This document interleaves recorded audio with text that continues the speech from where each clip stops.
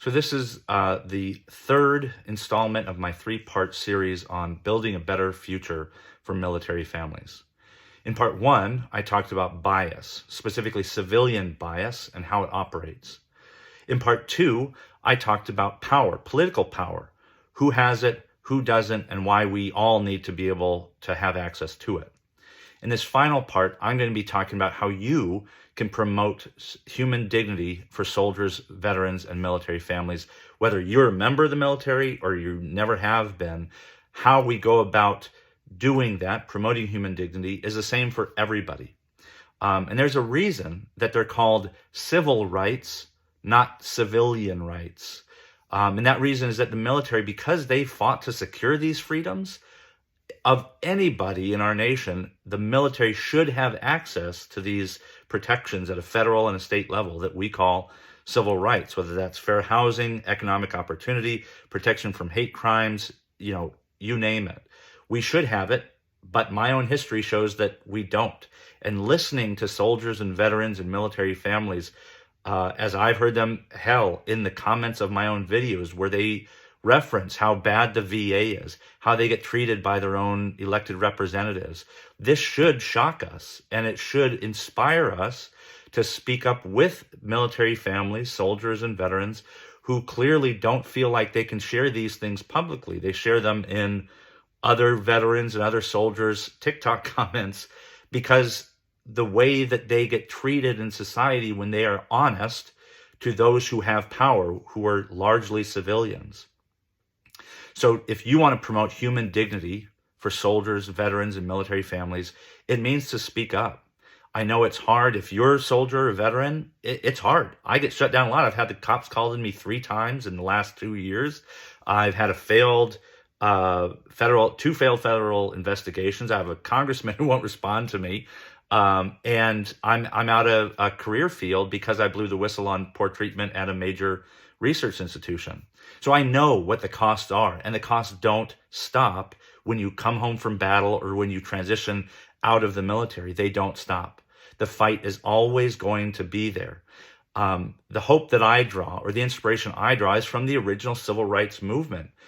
We just passed Martin Luther King Jr. Day, and I sometimes get angry comments from progressives when I say that Martin Luther King inherited a movement in 1967. No, I'm sorry, earlier than that.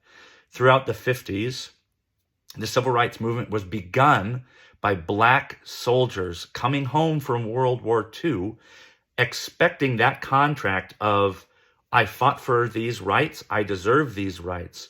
They came home expecting that, they didn't get them.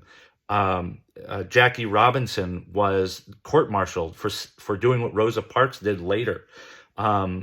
2 female soldiers, Dovey Roundtree and Sarah Keyes, both were treated similarly and fought when they got out of the military for equal rights to civilians. Ralph Abernathy, who was a World War II platoon sergeant, all of these Black veterans came home from war, saw the mistreatment that I've named in my last 2 videos, knew that they didn't have the power that they deserved as veterans and as Americans, and they fought to get it.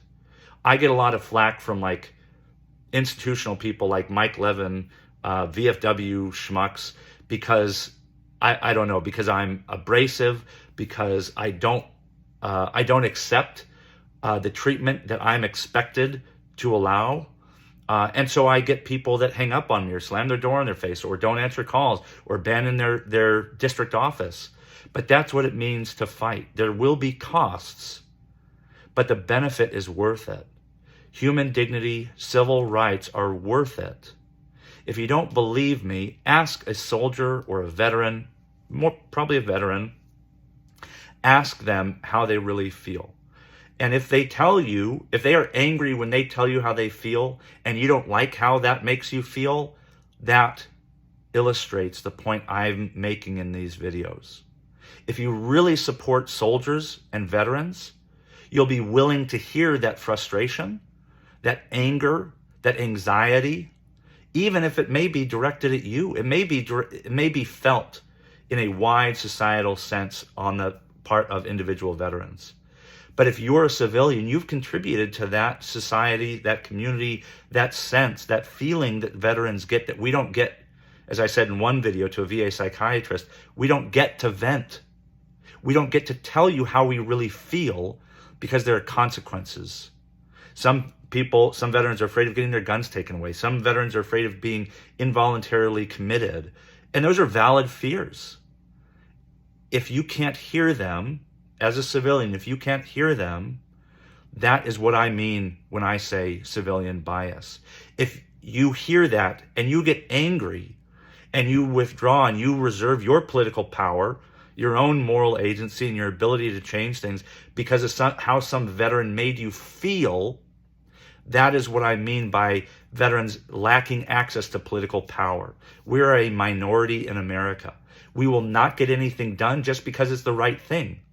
We will only get things done when civilians stand alongside military families and demand human dignity from society at large, from our judicial, legal, federal, state institutions, but also just from within society itself, from civilians who think that thanking us for our service is like, that makes everything better.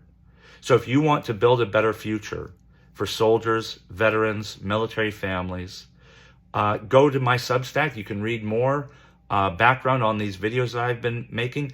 Leave comments in the videos. I'll respond as best I'm able. But this is important, not just because it's the military, not just because there's a suicide epidemic, but because it's the right thing to do. And the time is always right to do the right thing. We just need to stand up and do it. I hope you will with me.